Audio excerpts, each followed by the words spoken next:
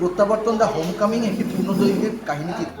এটি একটি গল্পের উপর ভিত্তি করে তৈরি হয়েছে। গল্পে আছে যে মেডিকেল কলেজ থেকে একসময় পাশ করা 6জন ছাত্রছাত্রী, তারা পৃথিবীর বিভিন্ন জায়গায় তারা কর্মজীবন কর্মজীবনে প্রতিষ্ঠিত।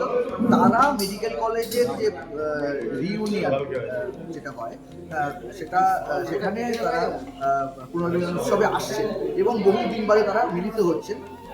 সেই মিলিত হওয়ার উপরই তাদের কাহিনী এবং তারা তাদের স্মৃতিতে আবার তাদের ছাত্র জীবনে ফিরে আসছে, যেটা অনেক দিনের পুরনো, মানে 25-30 বছর আগেকার যে ছাত্র সে তারা কীরকম করে কাটিয়েছেন, হোস্টেলে কীরকম করে থেকেছেন, কীরকম করে ডাক্তারি শিখেছেন, কীরকম করে ওয়ার্ডে গেছেন, কীরকম করে পেশেন্টদেরকে দেখেছেন, কীরকম করে তারা অ্যানাটমি ডিসেকশন হলে গেছেন, সেখানে কী কী ঘটনা ঘটেছে, সেই সব ঘটনা। এখানে কোনো রোগ বা কোনো চিকিৎসার বিষয় নেই। এখানে হচ্ছে ডাক্তারি ছাত্রছাত্রীদের ছাত্রজীবন এবং তাদের কর্মজীবনের উপরে ভিত্তি করে এই then music therapy is an upcoming thing, যেটা ওয়েলনেস ক্লিনিক্স বা যেগুলো এখন আপাতত হালে যেগুলো আসছে সেগুলোতে একটা বেশ বড় রকমের ভূমিকা থাকছে এই ব্যাপারে। তো রিলেট করতে পেরেছি বলতে কি মিউজিক ইজ মাই প্যাশন। এরকম মানে আমি খুব ছোট্টবেলা থেকে 3 বছর বয়স থেকে মিউজিক শিক্ষা সঙ্গীত শিক্ষা শুরু করি আমার মায়ের হাত ধরে। তারপরে পরবর্তীকালে আমি পণ্ডিত অজয় চক্রবর্তী এবং পণ্ডিত মানস চক্রবর্তীর কাছে শিক্ষা গ্রহণ করি এবং তারপরে যেটা হয় ক্লাস 12 মানে 12-এর পর থেকে মেডিকেল প্রফেশনে আসার পরে যেটা হয় যে ওইভাবে রেগুলারলি যাওয়া বা ওইভাবে জিনিসটাকে ক্যারি অন করে নিয়ে যাওয়াটা একটু ডিফিকাল্ট হয়ে যায় ডিউ টু প্রফেশন অ্যান্ড পড়াশোনার চাপে। কিন্তু তার সত্ত্বেও রেওয়াজ জিনিসটা আমাদের সত্যি একটা অন্য মেন্টাল রিলিফ। আমাদেরই একজন ডাক্তার 2016-তে একটি পূর্ণদৈর্ঘ্যের ছবি তৈরি করেছিলেন, শূন্য যেখান। ভাস্বতী রায় আমাদের ডক্টর রাজেশ দাসের যোগ্য সহধর্মিণী, উনি একটি ছবি তৈরি করেছিলেন। উনি পেশায় অধ্যাপিকা। আর তারপর আমরা দুটি শর্ট ফিল্ম তৈরি করেছিলাম। একটি সিদ্ধান্ত, যেটিতে আমরা অভিনয় করেছিলাম, পেশাদার পরিচালক তিনি করেছিলেন, আর সীমানা দায়ে সেটা পরিচালনা আমিই করেছিলাম।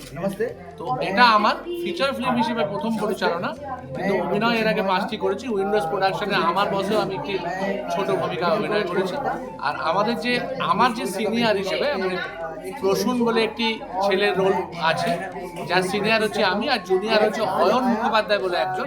সে প্রায় 5টি ছবিতে অভিনয় করেছে এখনো পর্যন্ত, যেগুলো ক্লিক এবং অন্যান্য ওটিটি প্ল্যাটফর্মে এখন আছে। তেতো, ভোরের পাখি, এরকম অনেকগুলো ছবিতে অভিনয় করেছে, ফিচার ফিল্মে অভিনয় করেছে। এরকম বেশ কিছু জন আছেন, যেমন ডক্টর দেবাশিস সান্যাল, উনিও একাধিক ছবিতে অভিনয় করেছেন। এরকম মানুষ আছেন যারা ডাক্তার হিসেবে বিভিন্ন ছবিতে অভিনয় করেছেন, কিন্তু হ্যাঁ, প্রফেশনাল কেউই নয়, প্রফেশনাল সবাই ডাক্তার।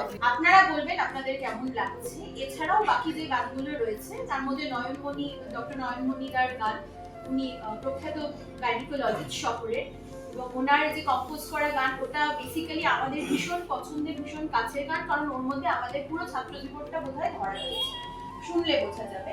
এবং আরেকটি গানের কথা জীবনের রূপকথা, যেটি ইতিমধ্যেই অনেকগুলো জায়গায়, অনেকগুলো মিউজিক ফিল্ম ফেস্টিভ্যালে বেস্ট মিউজিক ভিডিও অ্যালবাম হিসেবে পুরস্কৃত হয়েছে। কেন পুরস্কৃত হয়েছে সেটা না শুনলে তো বোঝা যাবে না, তো অবভিয়াসলি শুনলে আমার মনে হয় আপনারা বেটার জাজ করতে পারবেন। And it's one of the best. আমাকে বললে আমি ডেফিনেটলি তাই বলবো। এটা ছাড়াও সব শেষে যে গানটি রয়েছে, শ্রীমতী শুক্লা ঘোষ, অর্থাৎ আমাদের প্রিয় অভিজ্ঞতার মা শ্রীমতী শুক্লা ঘোষ, ওনার গাওয়া একটি রবীন্দ্রসঙ্গীত।